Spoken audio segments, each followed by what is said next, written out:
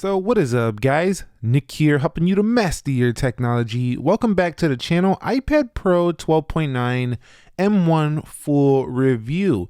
Now I've had this product a little bit over a week, but it's not that difficult to understand, so I'm going to go ahead and give you the review now on the product. I will say a few key specs that matter. We do have the M1 CPU in here, the new liquid Retina XDR, OLED, mini LED display on here that does give you a crazy contrast ratio that reminds me of an OLED display, which is why I almost said that. And then you do have 1600 nits peak at HDR and 1000 nits of brightness here. So a very bright display. It's the brightest display probably ever on a mobile device, maybe. So definitely extremely bright display right here. But those are some of the key things that matter. Of course, we have the dual cameras on the rear, but iPad cameras never seem to be that big of a thing to talk about because the phone cameras are usually better anyway, but we will cover them later in the video. Let me begin with the body, the design. If you've held the 2020 iPad with the A12Z, this is the same product right here. Even the 2018 feels very similar. Up at the top, you do have yourself the magnetic connector for the Apple Pencil, volume rockers right about there. You can see there is a little bit of a camera bump there on the back side, just a big Apple logo, iPad right there, connectors for the Magic Keyboard. At the bottom, we do have ourselves the Thunderbolt port. We do have ourselves speaker, and then you can see over here on the top side, same thing. We do have ourselves speakers up there, power button right there. No Touch ID integrated. This one does have Face ID, so this is a Face ID product right here. So they're kind of separating Touch ID on the iPad Air 4 and Face ID for the Pro experience. Maybe trying to say Face ID might be the more premium way of unlocking your iPad. So overall it looks not much to talk about. It's basically the same as the iPad 2018 and 2020 on the front, with the back looking a little bit closer to the iPad 2020 because of the camera setup over there. Now I want to further elaborate on this display because do you see the deepness of the blacks on this display? This is incredibly contrast rich, and because it's so contrast rich, videos look better, photos look better, everything looks better if you like to see vibrant colors when you are viewing your content. So for this reason alone, if you love media experience on a tablet and you want it to be improved, this is the main reason, one of the main reasons to buy this product right here.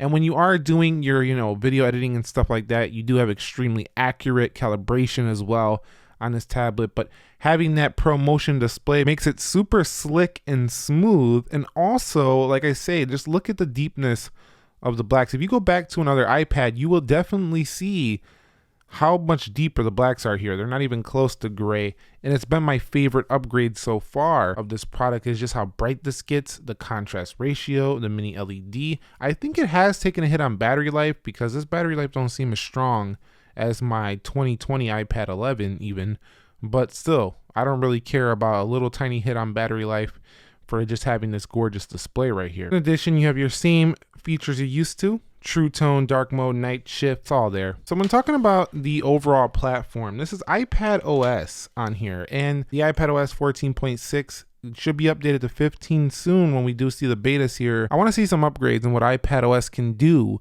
as they maybe give this an app library, widgets to be able to be placed all over the screen. It would be a little bit more productive. Maybe some pro applications, because right now the iPad OS experience doesn't really seem to be something that needs an M1 CPU right here. Definitely seems like that's more useful on a desktop operating system like the MacBook Air M1. So definitely I would say the M1 is strong to have for gaming. The frame rates have improved. It keeps the device cool when under heavy load. I really like that as well. And yeah, the video editing though, we've seen in my speed test, is not super different in terms of the actual render times from the A12Z. So I will say the M1 is awesome to have in here. It's more of a future investment. You're investing into the future of where this can go versus right now where it kind of still just feels like an A12Z, if you get what I'm saying. It's supercharged, but it's not taking full advantage of that power just yet, is how I feel about this product right now. Whereas when you try an M1 MacBook Pro, a M1 MacBook Air, you notice it immediately. It's incredibly mind-blowing when you're coming from an older MacBook device with Intel stuff inside. Now, another amazing thing about this product is that you have a storage configuration that can go all the way up to, what is it, like 2 terabytes? That's insane. Like, you can get an insane amount of storage on this product. So if you definitely want to make this your only computing device, up to 2 terabytes, yeah, it's going to cost you over $2,000, but definitely giving you a ton of storage space available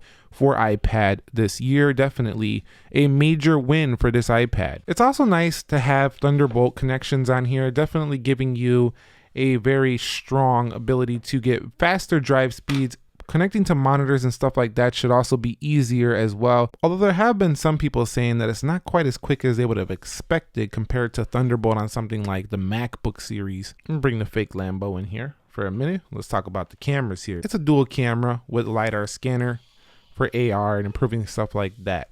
Now, its iPad camera, it definitely doesn't seem to be better than something like an iPhone 12 Pro. Obviously, even though the specs would suggest, it's pretty similar, 12 megapixel, 10 megapixel, you would think, oh, it's going to be very similar. It's close, but I took some photos outside and I wasn't nowhere near as impressed as like an iPhone camera. However, I will say that it still does have the, great focusing that Apple does put on their products. So no focus issues. You could definitely set this up on a tripod and get some strong video performance. It does have easy to take photos. It's very simple, just like an iPhone. I'm covering the camera. The front facing selfie camera, now a 12 megapixel as well. So it matches up a little bit better, but I can see noise in the camera. It just doesn't look as strong as what I see on the iPhone series of cameras. So yeah, it's still iPad cameras. They'll get the job done. They can be usable in a pinch. And definitely if you want to set it up on a tripod and you can get the lighting right, most people probably wouldn't be able to tell you're using an iPad camera.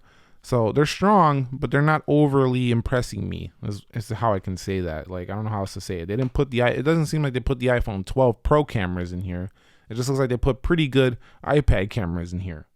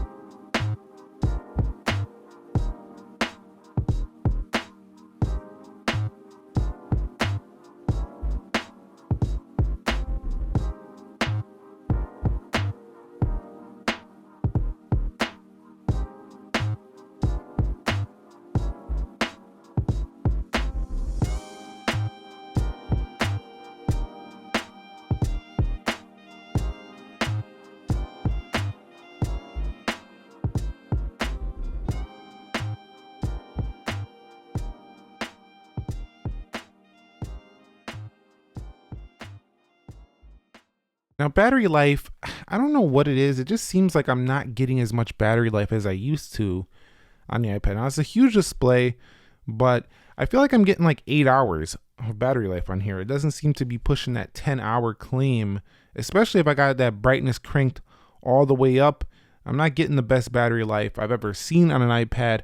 However, it still gets through most of the whole day. And if you're doing light brightness, like very low brightness, it's going to make it to 10 hours easily. However, I would say I think there's some iPads that definitely can outshine this in the battery life department. Maybe the lower power iPads, probably like the 8th generation, could probably get a little bit longer just because, it's not pushing that super bright display. But man, the experience of this display is far more juicy, if you know what I mean. So overall, standby, amazing standby battery life. When actually using the display, I'm going to say anywhere from 8 to 10 hours, depending on how bright you have the display. Now, when it comes to the audio performance, I think most users who buy this phone are going to have it's got a very deep and rich sound to it. Troubles making it through an entire day on this device. Now, if you're not, an incredible, viewing experience with the, deeper blacks here. It really does make your video stand out. However, I do think Samsung's Galaxy Tab S7 Plus is a better media experience still, just because of the aspect ratio giving you these massive black bars. And while this is close to OLED, you still don't beat OLED with having the actual, pixels not even lighting up. So it's the best iPad viewing experience ever. But I like how Apple does keep this aspect ratio because it makes their device more productive with the taller screen, but still giving you now with the mini LED a very saturated, contrasty feel. So you kind of got a little bit of the best of both worlds, but you still have to deal with the black bars here. But audio overall, very good, especially if you're, watching something, the audio is like right in front of your face. It's really awesome. And I'm not going to cover this too much, but we talked a little bit about the Apple Pencil. You have the scribble feature. It's been out a while. I don't feel like wasting time talking about this. It's great for artists. It's great for note taking. What else is there to know? You got to pay the extra for that Apple Pencil. The Magic Keyboard as well. Not much to talk about here either. It's a white Magic Keyboard. I've had it for a little bit over a week. I can already see it's starting to get a little bit dirty around the corners. You have to maintain it. You're going to have to keep this thing clean. However, I don't think it's as bad as many people might think when they see, oh, that's white, that's going to get dirty super easy. It's not super easy to get dirty. If you're really messy, well, yeah. But if you're even somewhat careful with this, it doesn't get really that dirty.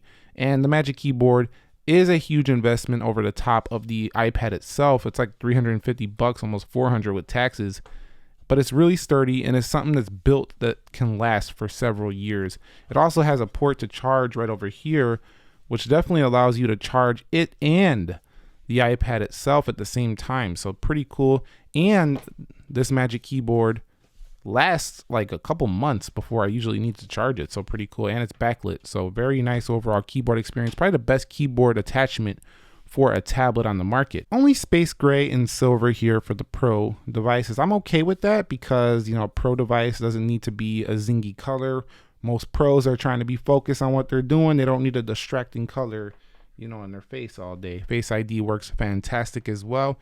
So in conclusion, I'm going to end this video here. Is this iPad Pro 12.9 M1? And most of my thoughts here are going to be the same for the iPad Pro 11. So if you're looking for that one, most of what I'm saying here applies except for the mini LED display discussion. So the question is, do you need this product if you have an iPad 2018, iPad Pro 2018, or iPad Pro 2020? And the answer is no, unless you actually need this crazy mind-blowing performance, which I'm sure a lot of iPad users won't need. However, who should buy this? And my answer is, if you really love the best specs, get it. You're gonna love it. Have you been itching for iPads to stop looking very gray with the black contrast ratio and stuff like that? Definitely get this. You're gonna be mind blown by this display versus the other iPads. Are you a heavy tablet user and you're really invested in where Apple might take this system? Get this. This is the best hardware ever on an iPad. You're gonna love it. Are you an artist who really enjoys the Apple Pencil and you want to have an even better experience than before?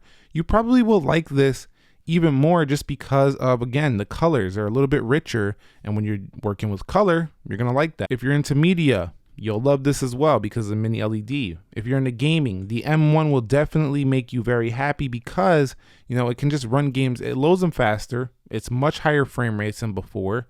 It can video edit very amazingly. So you got strong performance. If you're really into strong, and guys, I don't mean everyday performance. I mean, you like really push the boundaries of what your product can do. You're playing the top tier games on the market. You're doing things that really push the iPad. Definitely you'll like this. But is it ready to replace a laptop? For some people, it depends on what you do, maybe. But I would say for most people, not quite yet. And the last thing I want to mention is that I'm very happy with my purchase of this product. The main reason I'm very happy with this product is because of the display. I really am a sucker for displays, and this one has been really amazing. Like super worth it just because the mini LED is just such a strong upgrade over prior editions. So if you guys are going to pick up the M1 iPad Pro, let me know. Did you pre-order one, or are you just waiting it out for the pre-order? You just haven't got yours yet, or you plan on getting one? I think you're going to love the performance. You're going to love the display. You're going to love the hardware. But if you're looking for a redesigned iPad, this is not it. It feels very similar if you have a 2018 and very similar if you have a 2020. If you don't need that juicier display and you don't need that extra performance because your A12Z is just a boss already, I would say skip it out and save your money on that front. So thumbs up if you found this video helpful, entertaining, informing. And if you enjoyed this video, you might like this one as well. Thank you very much for watching. Nick here, helping you to master your technology. Be sure to be well, and peace.